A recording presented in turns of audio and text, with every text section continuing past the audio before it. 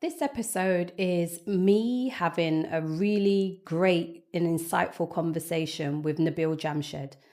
Nabil is a very experienced senior leader in corporate governance, and in our conversation, he really takes us through his journey. So, coming over to the UK as an immigrant and a graduate, the challenge that he faced just trying to get that first role in his NHS journey.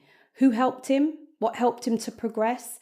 The advice that he received. He's then picking up on his specialized focus on risk management and then navigating his way into the boardroom with that real focus on corporate governance.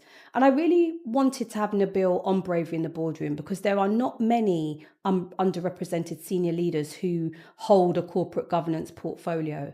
In the conversation, Nabil really shares the how in relation to for organizations, thinking about wicked challenges in governance, but also putting that, what I would say, aligning that with inclusion.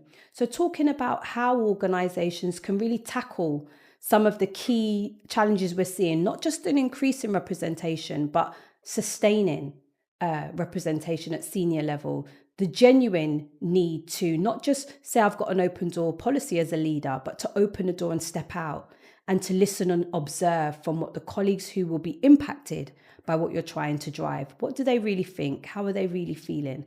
I don't feel like I want to say anymore. I think Nabil says it so eloquently and so clearly in this conversation. I hope you enjoy it. Nabil, it's fantastic to have you here. Welcome to Bravery in the Boardroom. I know a lot about you, but it would be great for our audience to know a little bit about you and your journey into senior leadership in corporate governance. Thank you. I'm pleased to be here. Thank you for the invite. Really looking forward to our talking today and chat. We've talked about a lot, but let's put it into a bit more formal setting. So I think the question is a great one to start with. I think everybody comes through their own journey, and the journey is made up of their own choices, and so has mine. So it's no different to anybody else's for that matter. So firstly, me, I'm a dad, I'm a husband, I'm a brother, and I'm an immigrant to this country. So I came to the UK in 2003. That was back in the day when things were not as brilliant as they probably are now, or otherwise, in different aspects of life. So life was difficult. I started off in the NHS because that's all I knew. I came from a country where I was working in the NHS, coming as a fresh graduate. That's all I knew. So that's what I wanted to do. And my degree course was in healthcare management. So by default, it was all within that sphere of thinking about healthcare management. Yeah. The funny story I tell people is that actually, when I think about my life, the whole life has been surrounded by healthcare. So where I started, I met my wife through the healthcare channel. That's how we got married. My brother-in-law who worked in NHS, my sister worked in NHS. So there was a time in our life when sitting at a table, we were sharing a house and everyone was talking about NHS. Every day's story of NHS back in the day. So cutting the long short, so I started off at a very junior level when I finished my graduation. But I think it's really important to understand the context around that. Being an immigrant, I think it's really important, because that's what we're here for, really, just to highlight some of those aspects of it. So I recall, and I'm not exaggerating, I applied for about 100 jobs, quite literally 100 applications after doing my MSc. I've already done my bachelor's in business. I had really strong credentials, etc. From academic point of view, not so much from experience, but from academic point of view. Got, I think, interview calls for roughly about, give or take, 50 posts which I was applying for, and then I decided to go with 25. But I only got one job out of those 100 many, 50 many, 25 many. The reason purely was I was an immigrant, I was an international person, and there was nobody else looking out for me. And I think if there was not Peter in that room who said it is about my gut and I wanted to employ you, I never would have been sitting here with you today. So I think it sometimes it just happens, but it's just to reflect on that, to say it's not easy. It's been really difficult, even to get to a very basic admin job, to step in the door first. I think that's the first thing to say, is stepping into the door was difficult. But as you step in, you start to think about, okay, what can I do? What can I do to make a difference? And I think within probably the first few months, I had this very clear idea in my head that I'm going to be about doing my best, and my doing my best will be every single day that I come in and do my best to the best of my abilities. I'm not perfect. I don't know everything, but whatever I know, I will do the best in that environment. And that slowly and gradually moved into giving more responsibilities, being given charge of different things, and take more on, really. And that really allowed me to work with some senior managers. And slowly, before I knew it, within 4 years, I was from a band 3 moving up to band 5, band 6 quite quickly. But then that becomes a problem, you know, when you think about the changes within the NHS and you try to think about, okay, where do I go next? How do I actually pave my pathway of a career journey? And that becomes quite a difficult question for you to answer. But I knew from day one when I started working that I was developing a niche area. And I think that's a key thing to think about. What is it that you get specialized in? And it's not easy. It doesn't come really often, and that clarity. So I remember sitting down with Peter, so my manager who appointed me about 2 years, 3 years down the line, having this chat to say, what do you want to do, Nabil? And I said, well, look, I really enjoy working clinical governance. You know, I really do. What I want to do is I want to become an expert in all 6 areas of clinical governance and think about how do I actually marvel this piece. So when people see me, they see me as guru of clinical governance. His advice was pick up one pillar. You can't do all 6, pick up one and see how it goes. And that was a great advice. So I picked up risk management and I became quite an expert in risk management before I knew it. And that's how I got into a bit more seniority of role when I was able to make a greater difference. And that greater difference came from the whole ethos of doing my best to the best of my abilities, i.e. looking after the patients population that we serve through a management tool that is risk management that allows us to do better as an organization, improve and make sure people are safe, etc. You know, so it went to the heart of what I believed in absolutely. And before I knew it, then it became a managerial role. NHS was going through changes as it did in the 10 years, 10 different changes they were bound to do. And then I met another person who was there to help me and support me. And she held my hand, Sally, and Sally was an absolute great mentor, absolute great teacher. And she said, I absolutely have 100% believe in Nabil and he can do it. And she helped me to move from that very band 5, 6 area to 7 and 8 A's. And that was a great thing to do. And I think without those 2 people, I probably wouldn't be sitting here. And that exposed me to working at a senior level, working with the committees, working with the directors.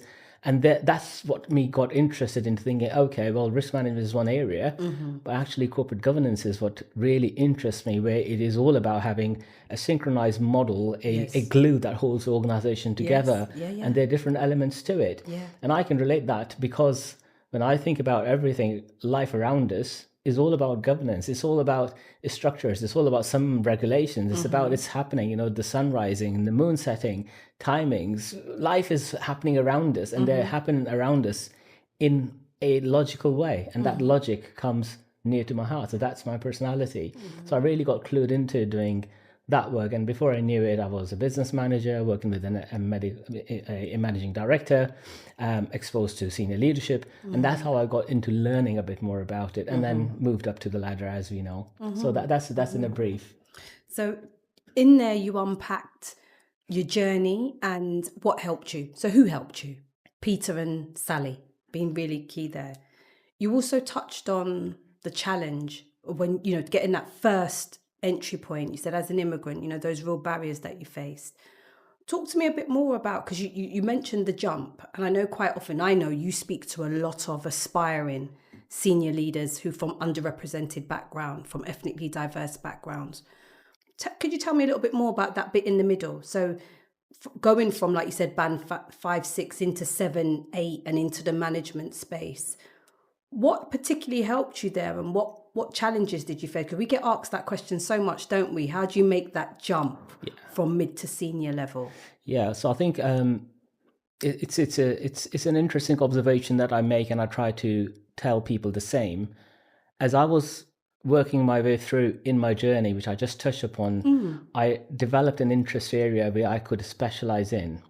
The reason being is, again, Peter, I had another colleague working alongside Peter, and he said, everyone is disposable. No one is indispensable at all. The only way you can become indispensable is find the area that you and only you will know how to do that the best it can be done. If that is the case, you can wrap around many things around it, but you will become indispensable from that matter. You will become needed by the organizations, by the function that it needs to deliver.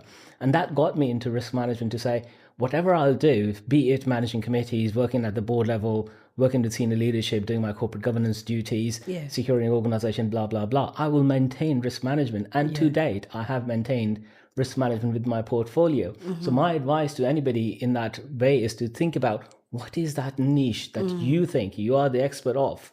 Management, we all know, people say it's jack of all trades. Yes, it is. However, you need to become a master of one. You need to become a master of one, and that's where you become the valuable asset to the team, to the organization, rather than another name, another number on the payroll.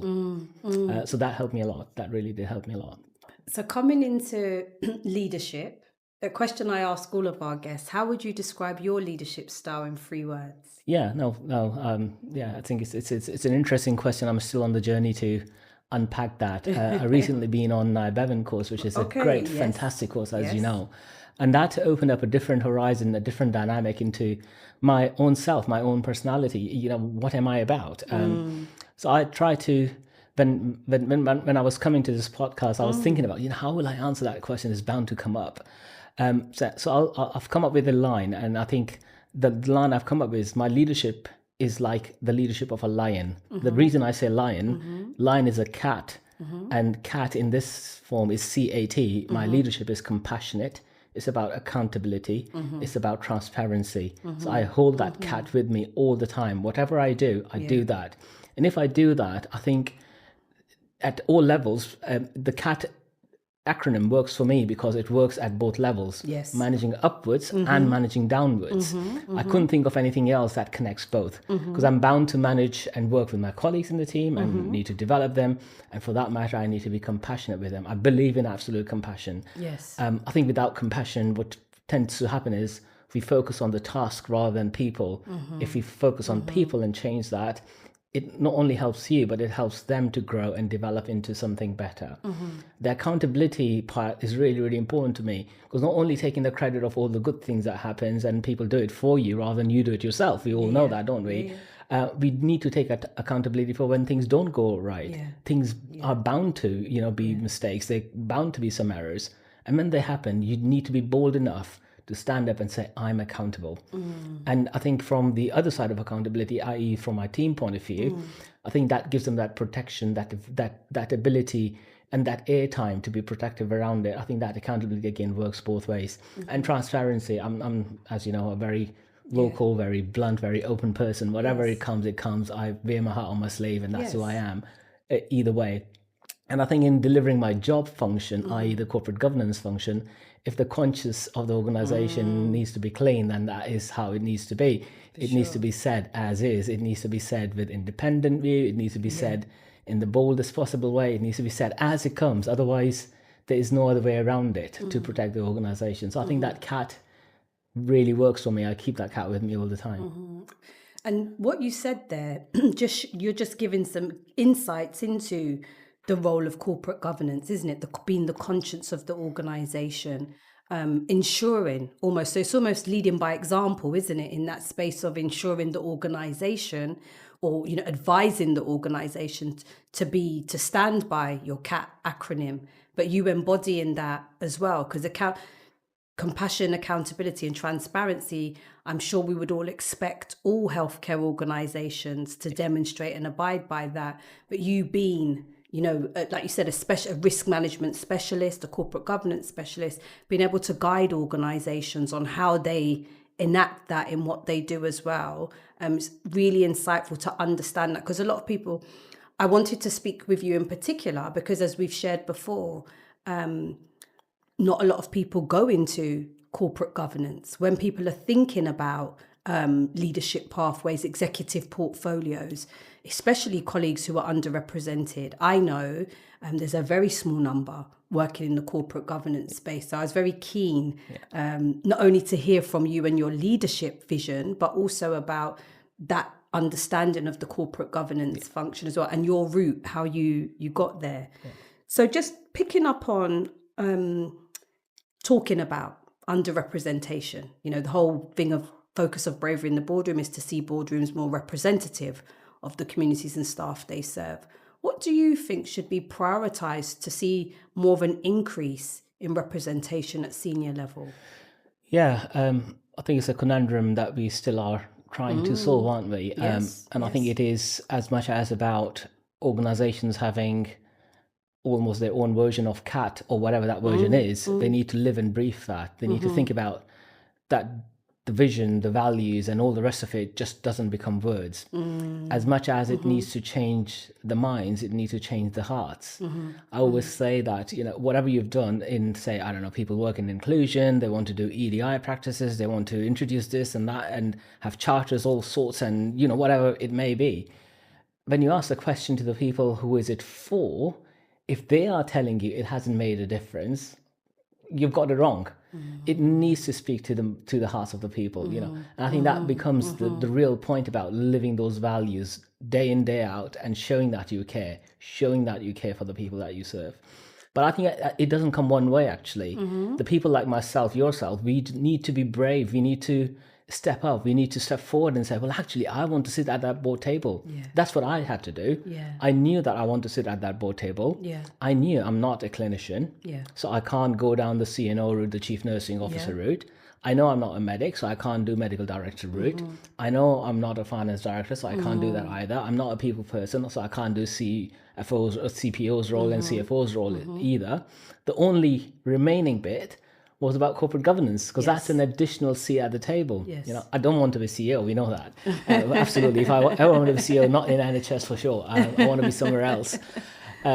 So I think I was really clear from day one that I want that seat at that table to make the difference to the people that the organization serves. Yes. So it is as much as about the organization willing to do, but us people, we need to take charge. We need to take responsibility. We need to take accountability to ourselves to say, what are we doing to serve our population? So my pathway was very difficult. It wasn't easy. Even up to today, when you look at NHS Academy, schemes that are there for the graduate, there's no such a scheme for corporate governance. So there's no clear pathway to say, oh, you do X training, B training, whatever training, you do 1 year, 2 year, 3 year, and then you'll become corporate governance director. It doesn't work that way, unfortunately. And I had to make my own version of that leadership journey, that academy journey, and find the ways of doing that scheme myself and drawing that scheme myself by stepping into different places, by working with colleagues, by finding out what can I do to make a difference and do that. If I was not ambitious enough or hungry enough or had no appetite, it just I'd be sitting somewhere else for sure, 100%, regardless of all organizations. NHS have charters and this, that, the other to have inclusion at the board. So I think it goes both ways. So we can't just dispose off and discharge all responsibility onto the organization. We need to take charge. We need to hold it. If we hold it, we can make the difference. We are the system, aren't we? So I think it's really about that we are the system. The change we need to see is the one we need to develop. So unless we do that, we can't defeat this. So a powerful call to action there. Absolutely. Right? Powerful call to action. I think, like you said, for both sides of the coin. So organizations being accountable, holding their CAT, right? But also saying, so for colleagues who are aspiring to be in the boardroom, who are underrepresented, take charge of your career journey. Think about the path that can be the right one for you. And I think I'd add to that. And if you don't know, go and have conversations, isn't it? Go and find out what routes may be available to you. Really clear. What I hear from you in just these few answers already is a real clarity. So when you, like you said, when you first came here, that clarity of, I want a job in the NHS and I'm going to get it. And 100 applications later. So your tenacity is something that I see here. Absolutely. Once you worked out which way you wanted to go, what you wanted to specialize in, moving forward on that. And then you said here, being very intentional about wanting to get into the boardroom and then progressing to make that happen. I know you've also co-chaired NHS BAME networks. You've led EDI initiatives. We had the pleasure of having you a guest at our recent Bravery in the Boardroom Insights event in London. You shared some really powerful statements there that a number of our guests were coming to me after the panel discussion and repeating, what Nabil said to me really hit home. But one of the things you spoke about is about embracing discomfort and ignoring the whataboutery. So what advice would you give to EDI leads and network chairs who are struggling at the moment? We know we've had the whole pushback from the US, and whilst I think the NHS in particular has still maintained their verbal commitment to EDI and inclusion, what would you say to EDI leads who are saying, I'm really struggling to engage my senior leadership on EDI and the changes we need to make? Yeah, I think it's a real difficulty, isn't it? Fortunately or unfortunately, my brain is wired slightly differently, so I always think about things in governance terms. As I said earlier, for my whole life, I see that governance everywhere, here and there, everywhere. So I think that's what I just want to relate back to very quickly. And with that in mind, I think the governance is only good governance when it is with purpose. If you don't have a purpose, it can't be governance. And I think, let's be very clear, the governance I'm talking about, it starts with leadership. It starts with vision, a long-term vision.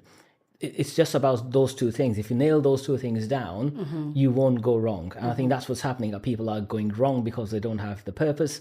They're not clear about the vision. They're not clear about the purpose. And I think it's a really, really important thing. I think people tend to spend a lot of time in answering the damn question. Yeah? I want to flip it. I want to think about, okay, what is the exam question that you want to ask, and spend a lot of time in doing that. And I think once you do that developing of the question, what you tend to do is we try to go into the analogies of, in the NHS, is a very loosely used term. We use co-production quite a lot, right? Yes. I want to think about co-creation, not co-production, because you embrace, when you're doing co-creation, you embrace the people that you want to create it for. Yes. And you spend a lot of time in listening. So, again, at Naib, it was just a fantastic journey.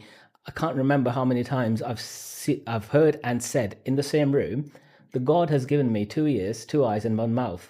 It needs to be used in that proportion, right?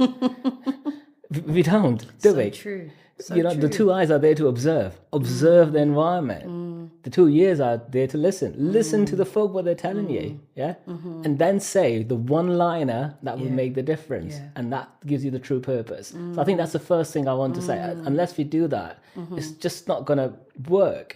And I think the other thing is, we think about bravery. We think about, okay, we need to do this, we need to do that, we need to do X. Well, do all of that for what? So we need to be thinking about moving away from being shepherds to becoming stewards of the organization. And believe me, in corporate governance, there is a stewardship code of governance that we must think about. Again, UK Code of Corporate Governance tells us it's a mandatory requirement for organizations who are listed companies to follow the stewardship code.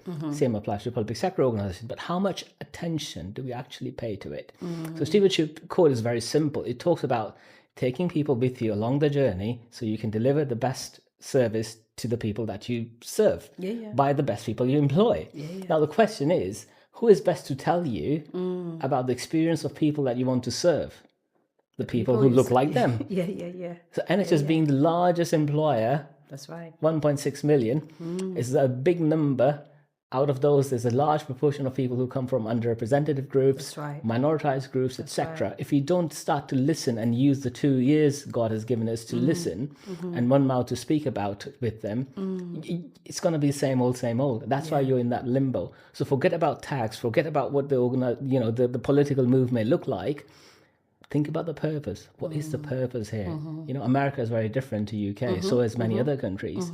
Here, the purpose is, the UK population is changing, dynamically changing. That's right. In London, when I was working at Guards and St Thomas's, 60% of our workforce came from minoritized background. Now, if I was to say, oh no, I want to deploy everything that I probably will deploy as if I was in Scotland, it's not going to work, is it? So it needs to be purposeful, coming back to that point. It needs to be developed with the people that it is for. So I think that's the most important message I would give. I think you touched briefly upon the networks and what the networks do and don't do. I think you probably will know my colleague Sharon. She's done amazing work on the power of networks. She's written a book about it.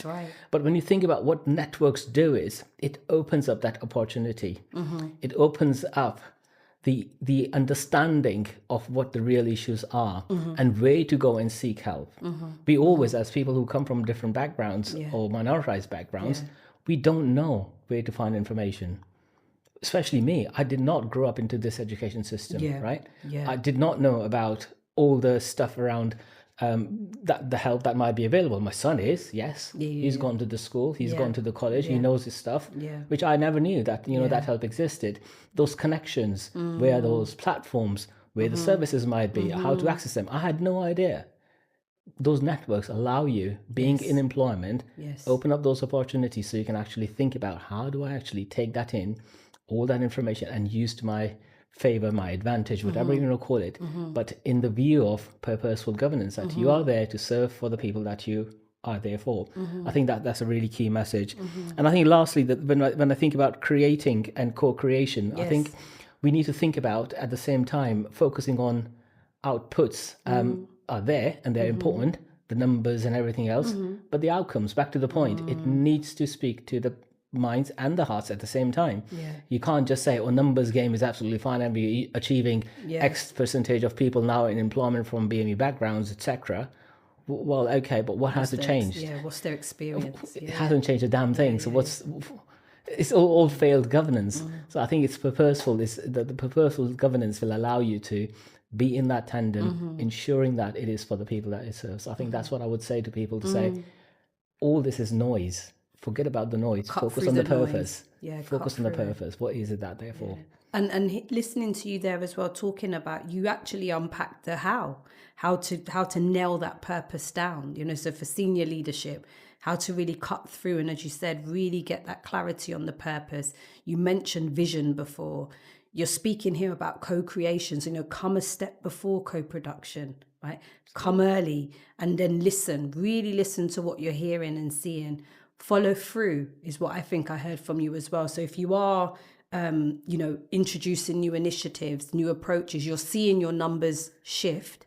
I think what you're saying is, but then go and ask and listen. How's it going? How's it feeling? What impact has it had? Follow that through. Otherwise, as you said, it's just noise. So you really answered that question, what I always posed about what is it we should be focusing on to help turn the dial now. I know, staying with your governance, staying on the topic of governance, something else I've heard you talk about is some of the wicked challenges that boards face in relation to governance. Can you tell me a bit more about that? Yeah, absolutely. And I think it's a good segue. And before I comment on that, just on that number thing and the changing of the dial stuff, when we look at the work of Roger, and we all know Roger Klein is a fantastic colleague. He's done amazing amounts of work. The reports he's written is coming out of our years. Absolutely. Too hot to handle when you read that. Absolutely. 20 years when I started to where I am. Probably it's gone worse, actually, for the people from Snowy marginalised backgrounds. Too hot to handle. Exactly. You read those two together and you think, is this a 20-year gap really? Yeah, exactly. So I think the first 10 years was a significant move. It was a transformational change in people's mentality, thinking, etc., because everything was up in the air and needing action. But the last decade, what has changed? I think it's gone negative, and we need to think about why has it gone negative? And that becomes a bigger challenge problem to the NHS. Now, NHS landscape is as is. Very complex. It's made up of many layers. There's bureaucracy, there's multiple accountabilities, blah, blah, blah, blah, blah. Now, with the recent changes, as lucky as we are, going back to the full circle of NHS changes, it's going to become more wicked than it has ever been. And working our way through those wicked challenges is going to be quite interesting to think about how do we maintain right at the heart of the organization change that we are embarking upon, the people agenda right at the forefront of it. And in that people bucket, I put two people in it. The people as in the people that we serve, and the people we employ. Now we know that this transformation change is going to bring about a lot of disruption. It's going to bring a lot of issues to our colleagues. People are going to lose their jobs. And the wicked problem doesn't become easier. It becomes even more wicked, because now the change, when we think about what the languages, the new messages are coming from the centre, are very different, very difficult. Last 6-7 years, we spend a lot on collaboration. Now we know that it is now moving back to a bit more competition and hybrid between the two, so that wicked problem doesn't quite become easy. So when I spoke about wicked problem back in the day, I was talking about, collaboration is fantastic. Integration is amazing, and we need to be embarking upon that and using that to our advantage. Now what we're saying is use that so it makes a difference internally to your organization. So it has become a bit more wicked. So there's a second layer of wickedness coming in this situation. So that there's real nuance there, isn't there, around how the rhetoric can be interpreted, as you say. So there's the indication of more local autonomy, but as you say, can that kind of trip up in the face of collaboration if it is actually, I've got more local autonomy, so I'm going to make sure we sort ourselves out, sort of thing. It's how do you balance that exactly. up, right? And I think when you think about it, again, pick up any NHS organisation, they would have written by now 2 sets of their strategy documents in the last 10 years, 5 years plus 5 years when the changes started. Even the recent iteration, which would have been approving by now for most of the organizations, still will be talking about the vision will be around collaboration, integration, and thinking about how do we do partnership working. NHS Constitution talks about one of the constitution elements within the NHS Constitution is about collaboration. For sure. Okay. Now, if you're saying that is changing or needs to change, if you also are saying that how we have had the input from the communities previously is changing, how as an organization are we fit to respond to that strategic change? How are we going to shift the dial from saying, oh, we are going, this was our true North Star, but our star have moved slightly towards the right as opposed to going more towards alignment. So I think that's a key dynamic change we need to understand and work our way through. And understanding all of that won't become easy. I think it will always become difficult. And within that, I really, truly believe that governance has a fantastic, amazing, and a crucial role to play to unpack all of that, but actually put measures in place that still keeps to our true purpose. And the purpose is for patient-centeredness. So unless we achieve that, I think that wickedness doesn't go away. That really helping, like I said, the wicked challenges are there, but let's not shy away from them is what I'm hearing from there. Like you're saying, like there is a dynamic to balance here, but let's find a way to navigate through it. You mentioned something when you were talking about Roger Klein and, you know, the time frame between these two reports and what's changed. If anything, it may have worsened. I think there's something there in that whilst we may have seen an increase in representation in numbers on some fronts, what we haven't seen is the same pace of change in inclusive cultures at senior level. So we have colleagues going, you know, representation has increased. We know there's been a big push on non-executive roles. We haven't seen the same percentage increase in executive roles. But when people are going into boardrooms, not all boardrooms are inclusive. Not all boardrooms are ready for diversity and difference. So I hear you on the what's really changed, because I think what's happened is it's shining even more of a light of it's not as simple as you said, just ticking the boxes, right? It's actually the work that goes on behind it. And I think the messaging that you gave us earlier on in this conversation about co-creation stands true for wherever that space may be. You know, you said, is it for the people we serve or the people we employ? It's both, isn't it? Yes. It's a really important bit of advice you gave there into what organizations can be doing to really drive change and create inclusive environments. But if we were pulling this down, right? And I said, if there was one ask that you wanted to ask of our listeners today, if there was one step they could make to drive inclusion and better governance from your perspective, what would be that one brave ask you'd ask of them? So I probably will say in that one, there's 3 things. So there's 3 layers to one thing. And that one thing is remaining true to your purpose. That is the only thing I would say. Stand by that. Believe in the process. It works. And by that, I mean, you need to start becoming comfortable with something that is uncomfortable. And becoming vulnerable is such a powerful tool. We underestimate the value of becoming vulnerable. Because to me, when and this is my personal view and my personal experience of last 2 decades, is the times that I've been vulnerable, I'm more credible, I'm more authentic, which means I am true of myself and still be that leader that I want to be. Yes. If you don't do it, you don't become authentic. Yes. My view, personal view. People may have different view, and that's fine. But this is my view, my experience. And I probably will share that and say, well, try it and see if it works. If it doesn't work, fine. But I'm sure it's going to work. The second thing is be best of yourself. Remember, I said to you right at the start, the commitment I made 20 years ago was to say, be the best of yourself and do the best that you can in the given capabilities you have. Be the best of yourself. If you be the best of yourself, don't shy away from doing mistakes. Fine, you will you do mistakes, you know. Remember Einstein, how many times it took him to do a bulb, how many failures. So become familiar with the failure. That's okay. You need to start living with that failure and do something with it. And I think the last thing I would say is keep trying. Nothing is stopping you not to try. I think I started off saying believe in the process. I absolutely am genuinely saying, believe in the process. Process works. Yes, there will be dark clouds on the way. Yes, there will be trippages on the way. If I was to stop when I was submitting 100 applications, getting only 50 interviews and 25 shortlisting, I could have stopped there at any point and said, no, this is not working. I'm going back home. Yeah. I could just hang up my gloves and throw in my towel and just walk away.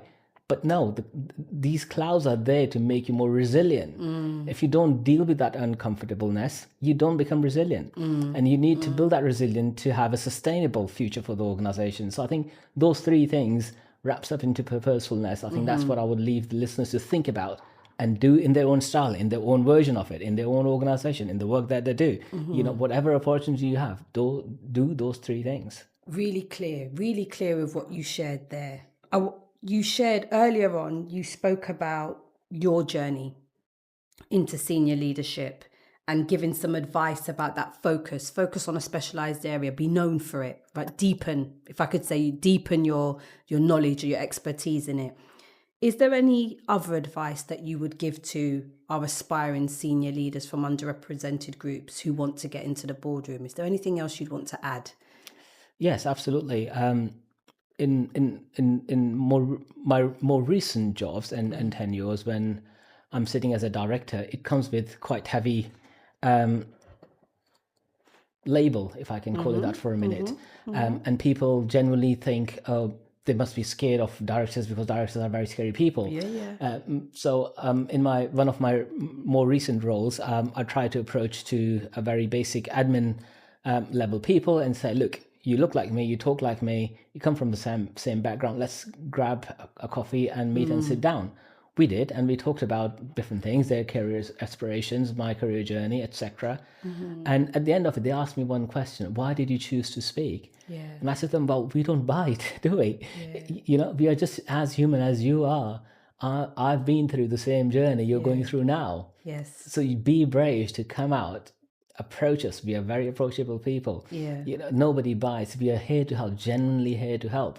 But I think there's something in it about organizations thinking about systematically sustaining that pipeline for the future generations to become as colorful, as representative of the minoritized backgrounds as it should be. So I was really encouraged. One day I was walking into my work and I came out of London Bridge and walking down the street. And I saw young children going to a probably school trip or something. And there were, I think, about, 30 odd students, I think probably year, 2 or 3 or something, very teeny little babies, etc., walking with their bags and really enthusiastic. And I was really encouraged to see that our future is in safe hands. The reason being is I started from looking at the start, and there was a middle and there was the end of the queue. And I could see all colors. I really could see all colors mixing together, walking the same line to one objective, and that objective was to learn. And that gives me a lot of hope to think about our future is in safe hands. Our generations to come, if they are committed, which they are committed, to this progression of the nature of that we are living in and helping the country and helping what we believe in, I think our future is in safe hands by just looking at that one example of seeing how colorful that 30 odd individuals look like on that day. They are the future governance directors. They are the future nurse directors. They're the future CFOs. They're the future CPOs, etc., CEOs and chairs, all of it. But I think that's where I believe in that's our future. I really do. There's a positive hope. And I think there's something really important that the NHS, as we're talking about the NHS in particular, attracts that talent, attracts that future talent, isn't it? And that it's seen as an attractive place to work, an exciting place to work. Like you said, a place where you can be involved and co-create. That message that you gave there about, do approach your senior leaders, have the conversation. What I love about what you shared is, when people say, my door's always open, I have an open door policy. What you recognized was actually the most junior of colleagues are very unlikely to come and knock my door. I need to open the door and walk through it myself and go where they're at, right? And that example is extremely important because you spoke about using our eyes and ears more, right? Watching, listening, observing. you've then spoken about go out and speak to people, because that's what you did. So you went and sought the opportunity to offer informal mentorship, right? So, and I point this out because quite often we're asked, what more can I do? What is it I can do? Throughout this conversation today, you've answered that question on multiple fronts. You've answered that question for junior colleagues trying to progress. You've answered that question for mid to senior level underrepresented leaders. What can you be doing? What should you focus on? You've answered that question for boardrooms, right? From both the governance and inclusion lens. So I'm sure our listeners will want to connect with you and hear more. Where's the best place for them to connect with you? Yeah, I'll tell that in a second. But just if I can pick up one element, I think it's a really important piece. So you were saying that NHS is quite good at attracting talent and talented people, talented people from minoritized backgrounds who look different, are from representative groups, etc. Which is, I think, is true. I'm not saying it's not, but it's true at certain levels only. It's true at certain boundaries only. Yes. And it's true certainly up to a certain level only. By that, what I mean is, yes, it's good to open the door, let people in, but don't have the door open at the back for them to go too quickly. I think that's what we're not doing as organizations, is to focus on, if I have employed Nabil or yourself for a minute, Monique, to come and help us, how long do I keep her to deliver the best that she can, or Nabil can, or I can, or whoever can? Yeah. How do I do that sustainability, that they remain part of the organization? We know, I started off from a strategy, didn't I? So the strategy usually is 5 to 10 years. Now, if you're saying 5 to 10 years, the contribution has to match 5 to 10 years, doesn't it? Yeah. If you have a short-term view that I will just bring the person in to tick the box and have the numbers done, you are not focused on the right thing, right? No. So you have to think about the sustainability. So coming to your question about, okay, so what do we do from this point, and where do we go, and how do we actually embark upon to the next elements, and what is that advice? And I think my advice is to think about, how do we, as leaders of today, create the leaders for tomorrow? Yeah. How do we? What is our role? What is our contribution within that, through the lens of governance or otherwise? What is our contribution to make to the society? So we need to think bigger. We need to think bigger. When we think bigger, sky is your limit. We know that, don't we? It's a simple thing as that. It just really simplifying and thinking about, okay, there's one thing that I'm going to do. One thing in my 20 years.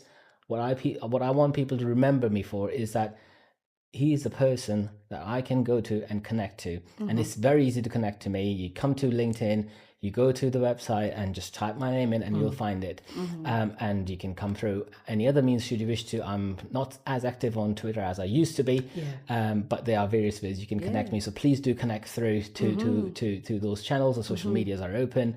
I happily give out my phone numbers usually when people are talking to me. So approach me by any means you want to, and I'll be more than happy to engage in a conversation. Why not? I think, thank you so much for that, because we know, like you said, there's one thing about attracting talent. Let's keep the focus on retaining and sustaining that talent to deliver the ask. But what I heard you say there is think big, the sky's the limit.